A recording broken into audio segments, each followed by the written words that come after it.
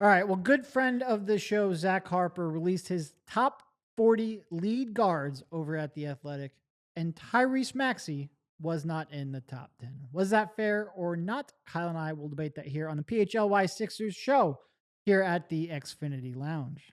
Presented by Rothman Orthopedics. So, as we mentioned, Tyrese Maxey not in the top 10. Few notable names that he was below. I guess we can real quickly go through top 10, top 12. I guess I kind of just spoiled where he came in at, but we can go through the list right now. Number one, Shai Gilgeous-Alexander, not a surprise. MVP of the Reigning league. MVP. Finals MVP.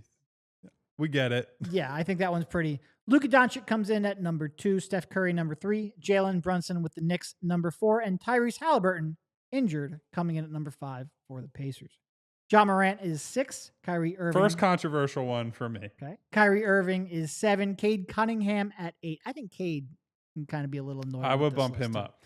Trae Young with the Hawks at 9. James Harden and the Clippers at 10. So there is your top 10. As we mentioned, does not feature Tyrese Maxey.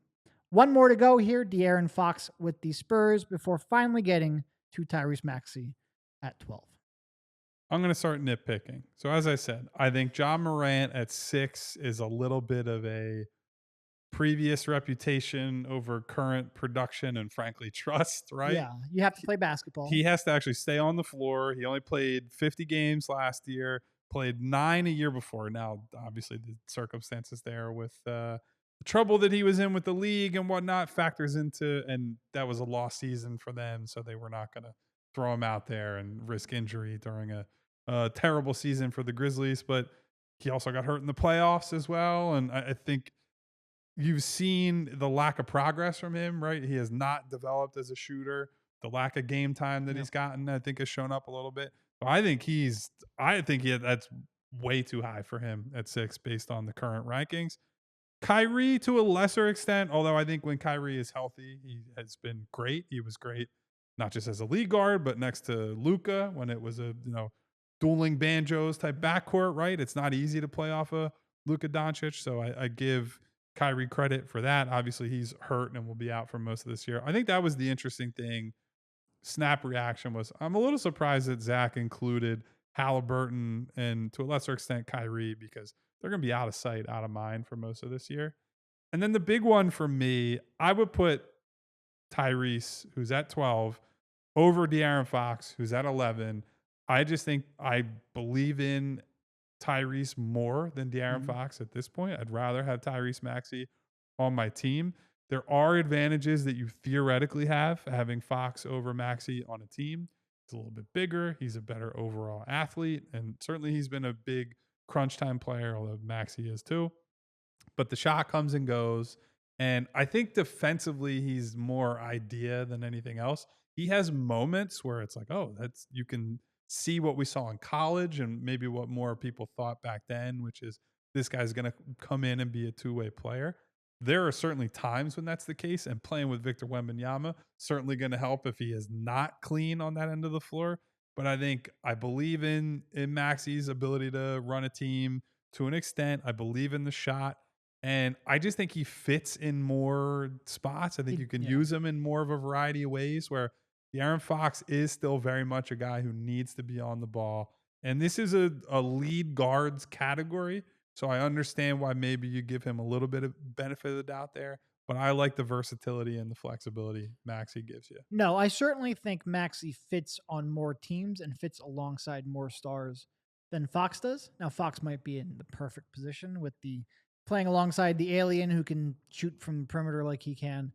I do think I'd probably give Fox a slight edge defensively, even though I agree with you. I think he's overstated defensively and has been overrated really since he came out of college.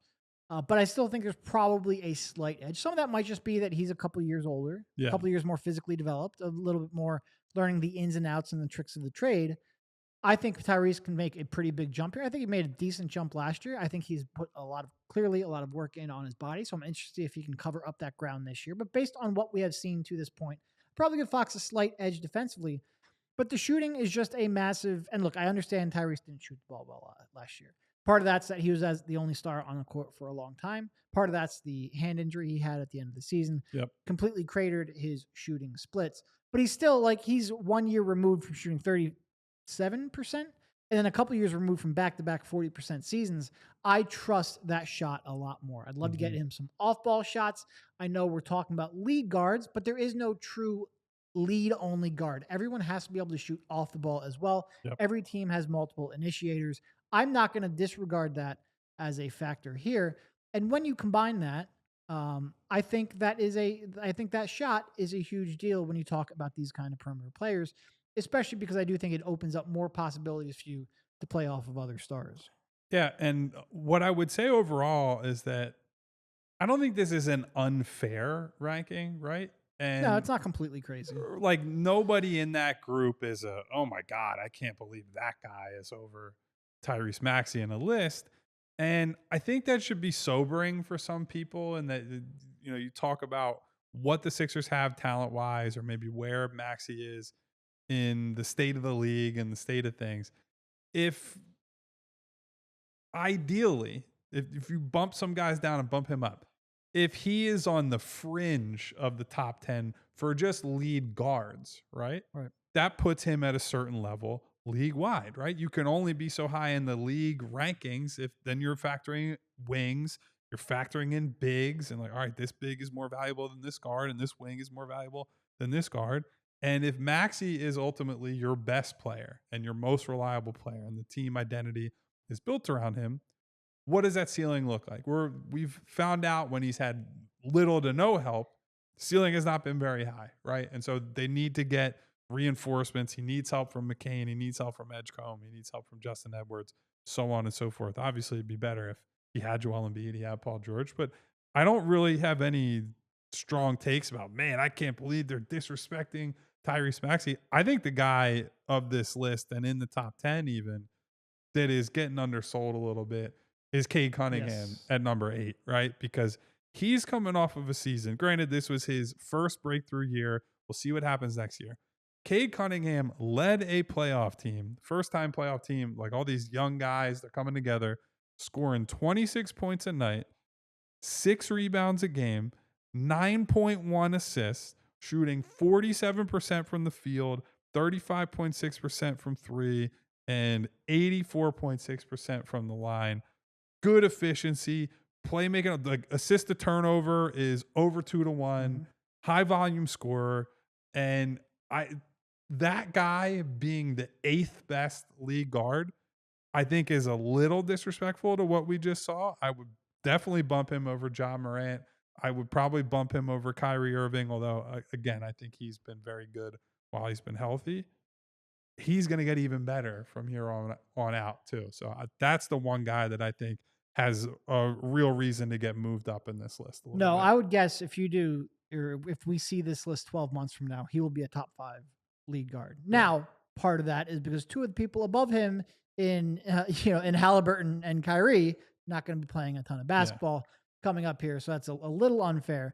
But yeah, I think he took a massive jump, and it showed up on not only the stat sheet but the win column. I expect him to take another massive jump here. They finally got some shooting around him, which I think really helped open things up.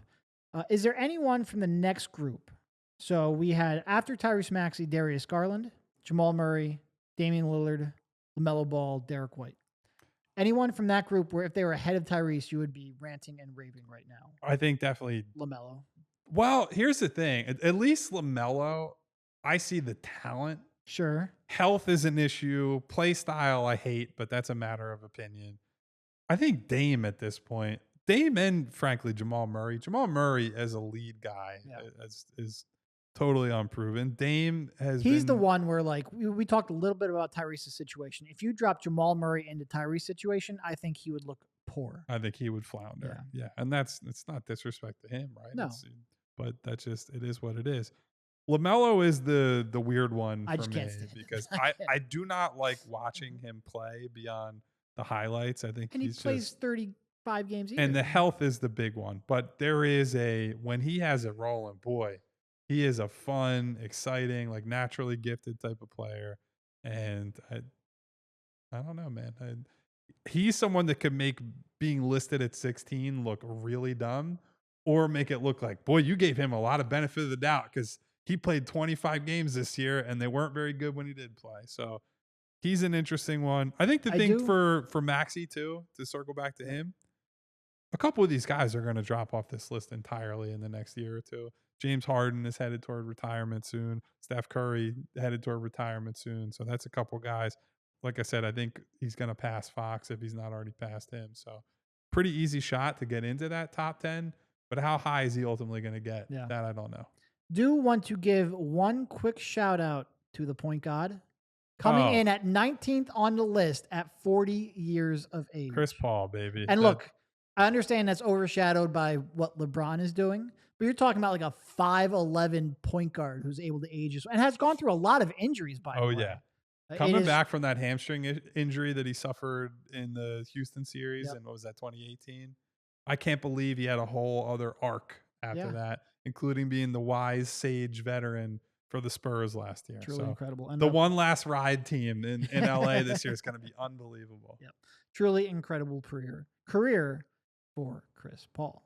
So I guess if you guys have any strong takes about Tyrese Maxey and where he placed in the list over at The Athletic, feel free to drop a comment below. And obviously we'll talk about this more on the show another time. Until then, this is Kyle. That's Derek. This is the PHLY Sixers podcast.